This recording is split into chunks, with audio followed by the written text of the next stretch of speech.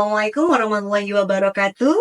Saya Arsy Dilivia Fitri, Kepala SD 1 Rama Indra di Kecamatan Sepetiraman, Kabupaten Lampung Tengah. Peran kepala sekolah dalam transformasi satuan pendidikan harus mengacu pada rapot pendidikan dan kurikulum merdeka.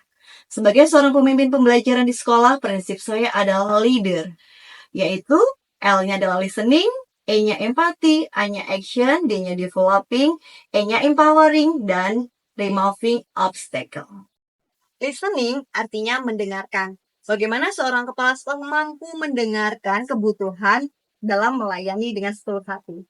Empati artinya kita bisa merasakan apa yang dirasakan orang lain, terutama warga sekolah.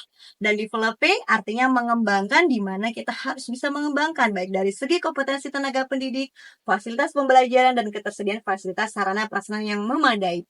Empowering artinya memberdayakan, bahwa sebagai seorang kepala sekolah harus mampu menggunakan pendekatan asset-based thinking, bukan deficit-based thinking. Dan removing obstacle yaitu mengatasi tantangan dan hambatan dengan memiliki kematangan moral, emosi, dan spiritual untuk berperilaku sesuai dengan kode etik agar bisa mengambil keputusan yang bertanggung jawab. Satu, peran kepala sekolah adalah kepemimpinan pembelajaran yang berpusat pada peserta didik. Jadi, semua baik visi, misi, maupun tujuan orientasinya adalah ke murid. Salah satu program yang berpusat pada murid yang telah saya lakukan di SD Negeri 1 Rama Indra adalah MPLS, yaitu Masa Pengenalan Lingkungan Sekolah. Nah, selama ini MPLS hanya sebuah seremoni atau upacara penerimaan peserta didik baru secara formal. Pada tahun ajaran 2024-2005, saya membuat konsep pesta penyambutan peserta didik baru dengan kegiatan masa pengenalan lingkungan sekolah yang menyenangkan berbasis profil pelajar Pancasila. Seperti apa kegiatannya? Yuk, simak kegiatannya. Masa pengenalan lingkungan sekolah atau MPLS merupakan kegiatan pertama bagi peserta didik baru di sekolah untuk pengenalan program, tata kelola, sarana dan prasarana sekolah, cara belajar, penanaman konsep pengenalan diri, dan pembinaan awal kultur sekolah. Mengingat MPLS merupakan langkah awal yang penting bagi peserta didik baru dalam mengenal lingkungan sekolah, untuk itu tahun ajaran 2024-2025 MPLS di SD Negeri 1 Rama Indra dilaksanakan sesuai dengan kurikulum merdeka yang mengedepankan pada profil pelajar Pancasila yang menyenangkan.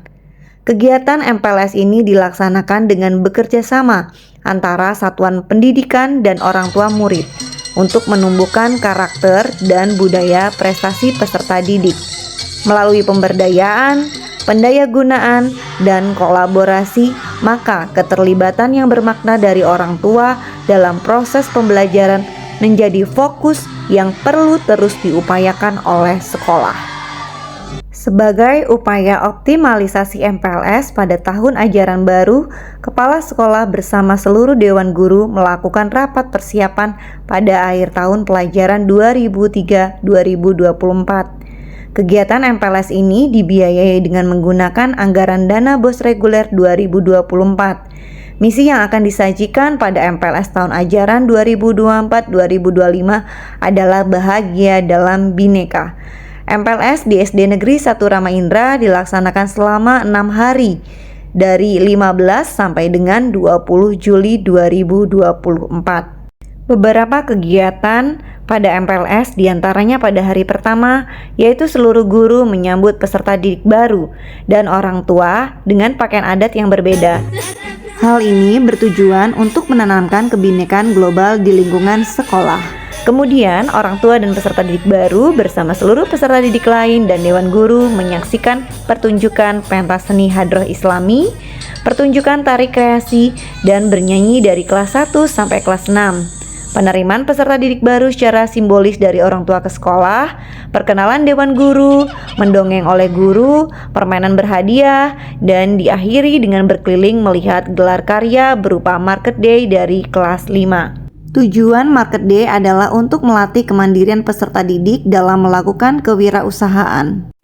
Pada hari kedua MPLS, seluruh peserta didik dan dewan guru membawa bekal gizi seimbang untuk dilaksanakan sarapan bersama di teras kelas.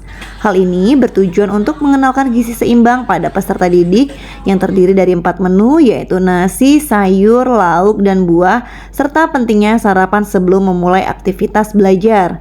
Setelah itu dilanjutkan sosialisasi pencegahan kekerasan, penggunaan sosial media dengan bijak, bahaya merokok, dan narkoba yang disampaikan oleh guru.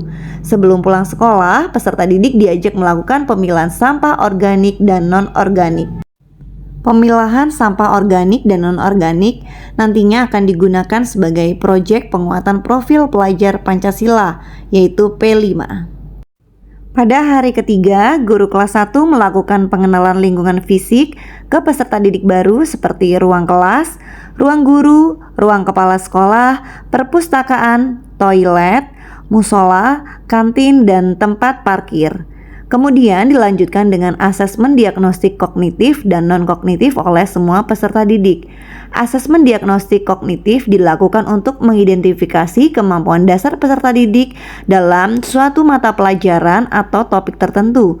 Sedangkan asesmen diagnostik non-kognitif untuk mengidentifikasi keadaan psikologi, emosional, dan sosial peserta didik.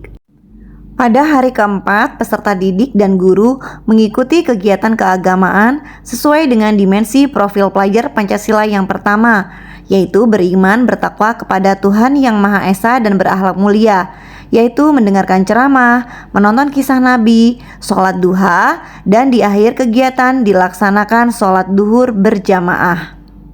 Selanjutnya pada hari kelima, yaitu hari Jumat, dilakukan senam bersama, bergotong royong, bersih-bersih lingkungan kelas dan sekolah. Dan secara mandiri, peserta didik melakukan kunjungan perpustakaan untuk membaca buku non-teks. Hal ini bertujuan untuk meningkatkan literasi membaca peserta didik. Selanjutnya pada hari ke-6, MPLS dilaksanakan dengan latihan pramuka bersama, baik siaga maupun penggalang. Kemudian dilanjutkan dengan membuat jadwal pelajaran dan piket, serta bagaimana membuat keyakinan kelas. Kegiatan MPLS ini berdampak sangat positif bagi pencapaian karakter profil pelajar Pancasila dan student well-being. Terlihat peserta didik antusias, bahagia, dan pembiasan budaya positif yang sudah tampak. Sekolah juga melakukan evaluasi penyelenggaraan yang diisi oleh peserta didik, guru, dan orang tua peserta didik guna meningkatkan perbaikan program sekolah berikutnya. Demikian praktik baik kepemimpinan pembelajaran yang sudah saya lakukan di SDN 1 Rama Indra, Kabupaten Lampung Tengah. Terima kasih sudah menonton, semoga menginspirasi. Terus lakukan perubahan untuk pendidikan. Wassalamualaikum warahmatullahi wabarakatuh. Pulang nak? Iya, waalaikumsalam, hati-hati ya.